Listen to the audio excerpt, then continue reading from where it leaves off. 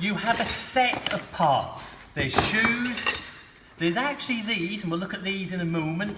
There's a variety of springs, and they're all parts that are usable, and you'll probably need some parts, maybe not all of them.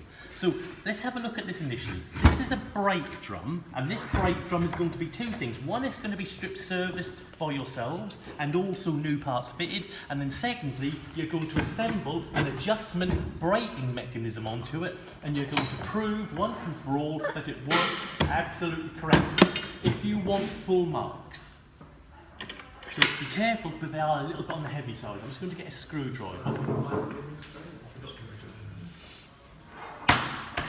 Pause. Yeah, videos don't work like that, Nick. Is it on pause? They do work like that. You can't hold it. You can. Well, just carry on. Yeah, you I can speed it put up. videos on pause. Might as well. Archie! Look, you're happy, you're in it. You got your braces in it as well. We filmed the porno. Can you stop? I feel like we're going to be here for ages.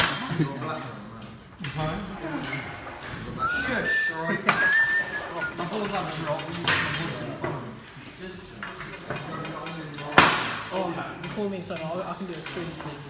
It's not my intention to do everything, I'm just giving you a guide, just a guide.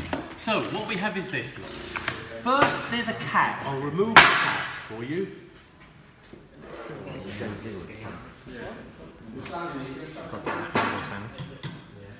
So it's a plastic cap, that's to keep things clean and tidy. So the cap comes off. When the cap comes off, there's a really large nut which has been torqued up, so it's quite tight. Now hopefully this one isn't too tight, but what I'm going to do, I'll put the large socket on, I'll use this, but this might not be enough mechanical advantage. There's no chance of that whatsoever. So I'll put a bit of mechanical advantage on here, and I will try to... That one was not as tight. You could find the ones that you do are much, much tighter than that, so be prepared for that.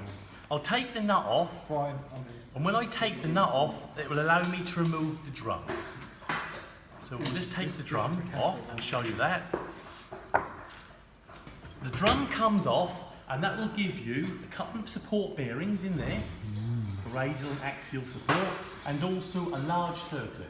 You will need to remove the bearings on the press, clean them, check them, lubricate them, and have them prepared for refitting.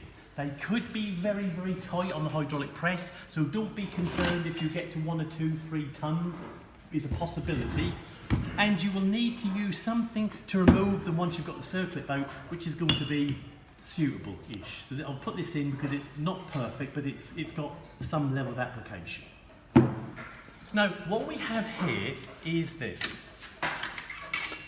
We have things that you have become aware of, all working together. So I'll just put it like this because you might be able to see a little bit better. We have a linkage mechanism. And this linkage mechanism, when it's pulled, will push the shoes out for locking purposes. We have a linkage mechanism, and down this end we have a cam mechanism. So the cam mechanism allows you to alter the cam to alter the set position of the shoes. And the set position wants to be very, very close to the inner drum, but not seizing. And you can check that because on the underside of these, here and there are little plugs that come out. So when you have assembled as a final job, you can take the plugs out, you can get a feeler gauge if you want to, you can take them through the sides, and you can set gaps between the outer of the shoes and the inner of the drum. You can do that when it's assembled. Now the cam system allows you to alter the position of the shoes, and that's fine.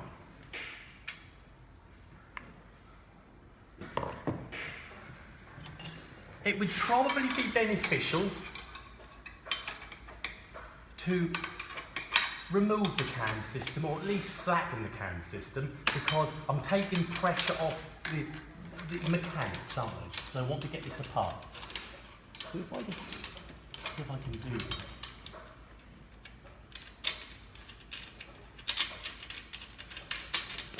I might as well take it out completely actually, because that's not going to do anything at this stage.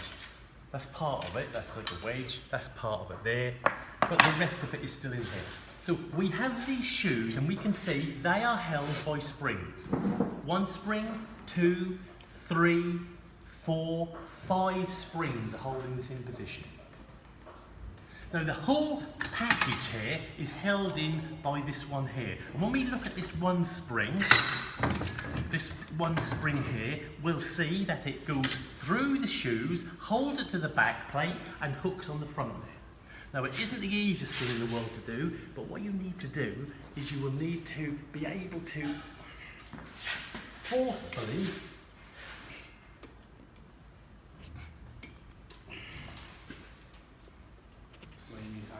So what are you doing now? I'll take it and I'll show it to you. This is when things get awkward, isn't it? Put it on the awkwards. I can't quite get in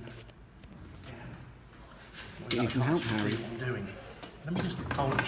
It's hooked through a little slot on the back. All I'm trying to do is get it into a position where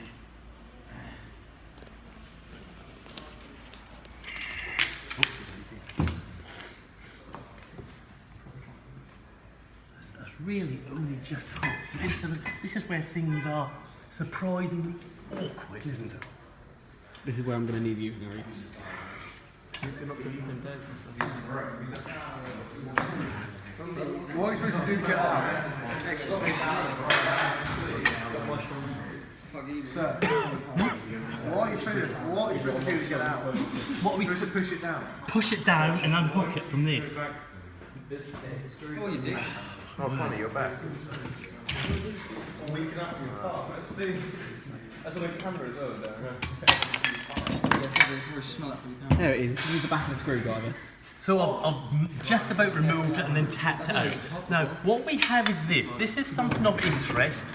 The springs are hard to get in and hard to get out. Now, you can remove springs with pliers, you can pull them, you can hook them, you can do all sorts of things. But with this sort of job, you are almost better to use a folding technique. So if I open this and I fold it and I remove it like this, I've removed it in one hit. That allows me to take out the rest of the cam systems. You will have to remove everything, so you will be taking the back plate off, you will be stripping all of the bits from here, you will be stripping all parts, and for your photographic evidence, I will anticipate white paper with every part out and identified, if you're working at distinction level. Because this is a full dismantling, not a partial dismantling. So when I start to look at this, I can see that there's a number of things. There's a spring on the bottom, which is holding them together. There's a linkage system that comes out, but that linkage system, as we can see, can go in that way, or that way, or that way, or that way. So you've got 4 possibilities, but only one is right. So you need to follow the drawings, because if you get it wrong, I'll only think you've assembled it incorrectly. We have a top spring assembly here. We have the primary shoe, which is the drive lead shoe. And we have the secondary shoe, which is the following shoe. Now, dependent upon rotation, you'll have to make sure that you have these set for clockwise or anti-clockwise rotation. I will tell you on the day which way we're going to go, and it will change the way that these go in. But on the drawing, it will give you 2 builds, clockwise and anti-clockwise rotation. You need to follow the build on the drawing. Do not follow the build of what you see and what you remove. It will possibly be different to that which you remove. You see that? If you just rebuild like for like and it's wrong, your assembly is incorrect. Now these springs here can be very awkward. So one way of removing them, instead of pulling them, is you can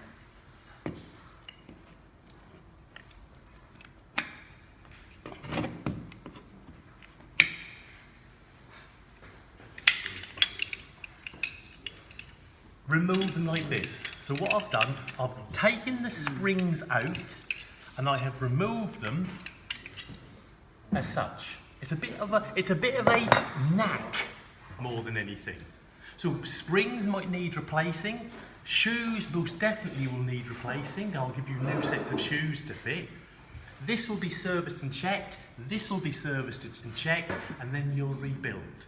So rebuild is this. This can go on that way, and it can go on that way. But only one way will be correct. So just remember which way you want. Take pictures.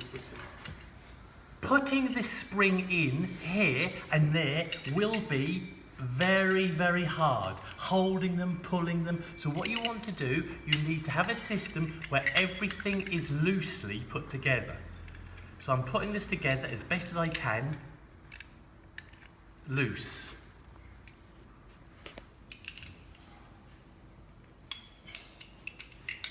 Things will start to fall out though, because you need more than one pair of hands on this.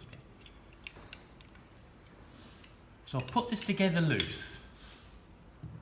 And then it's reassembled. You want to make sure this is correct. This was over the top. This was over the top. This goes in one way. Don't follow this what I'm doing, because you will have to rebuild to suit your needs. But I'm going to put this as best as I can in position. And then I'm going to, because everything is loose, at least it's going to be very hard, and it'll probably pop out. But can you see what we have now? I've reassembled it.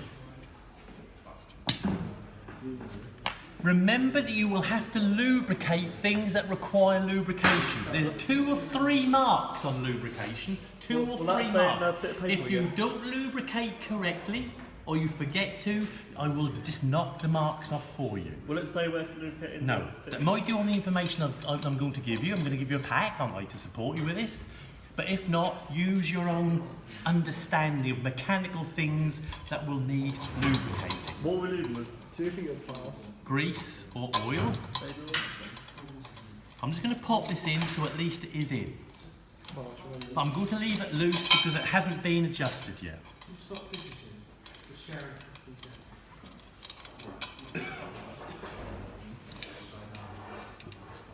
This is going in position, this is going into position, and hopefully that's going into position. It won't take a perfect shape. Only when you've rebuilt this and tested it initially will it pull itself and centre itself for you to then adjust afterwards. You won't be able to do it at this early stage. And this is loose. This will need adjusting at a later stage as well. The only thing to go in is this, and that was a bit awkward getting out, but hopefully it might be not so awkward putting in, I don't know. Went straight in. That don't seem too complicated. You what? It does seem too complicated. I know it's a lot. I'm going to explain to you things that will go wrong in a minute, alright? Things that will go wrong. This has been serviced, rebuilt, you're happy with it, and you'll reassemble it into position. I'll just redo this. Now, here's the next thing. On your specifications, your technical specifications, it will ask you to tighten this with the torque wrench to 100 Newton meters. If you don't, you'll lose marks, because you get marks for it. And if you do, you'll get the marks. So make sure on the torque then?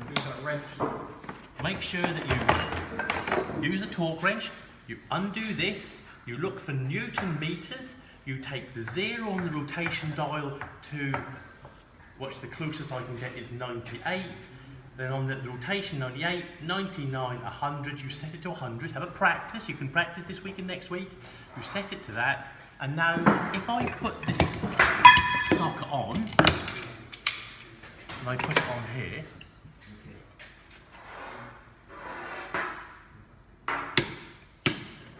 (100 Newton meters). Now I will take photos of you doing that. I'll take photos of you stripping it. I'll take a series of photos, at least 6 photographs, and that will be the evidence of you carrying out all the work that you need to do. Do we need to take a picture of our own stuff? What about